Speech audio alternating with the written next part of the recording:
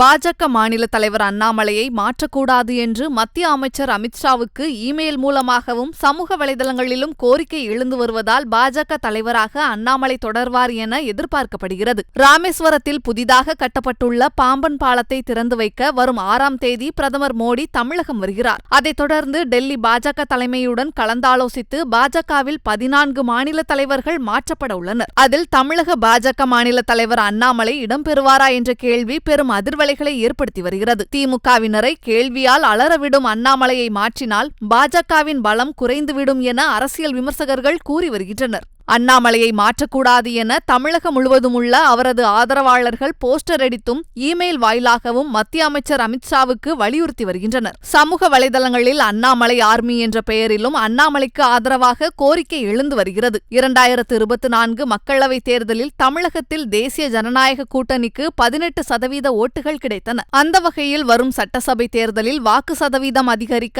அண்ணாமலை நீடிக்க வேண்டும் என்றும், புதிய தலைவரை நியமித்தால் மக்களவைத் தேர்தலில் வாங்கிய வாக்கு சதவீதம் குறைந்து நிர்வாகிகள் கட்சி மாற வாய்ப்புள்ளதாக கூறுகின்றனர். அதிமுக பொதுச் செயலாளர் எடப்பாடி பழனிசாமியை நம்பி கூட்டணி வைத்தால் கடந்த மக்களவைத் தேர்தல் போன்று கடைசி நேரத்தில் கழுத்தறுத்து விடுவார் என்றும், அப்படி ஏதேனும் நடந்தால் கடந்த முறை நடந்தது போன்றே வரும் சட்டசபை தேர்தல் போன்று கூட்டணியை கலைத்துவிட்டு தாவேகா அல்லது நாம் தமிழர் கட்சியுடன் கூட்டணி வைத்து விடுவார் என்று அண்ணாமலை ஆதரவாளர்கள் எச்சரிக்கின்றனர். இதனால் பாஜக மாநில தலைவராக அண்ணாமலையை நீடிக்க வேண்டும் என்றும், பாஜக தலைவர் மாற்றத்தை கைவிட வேண்டும் எனவும் கடிதங்களில் கோரிக்கை எழுந்துள்ளது.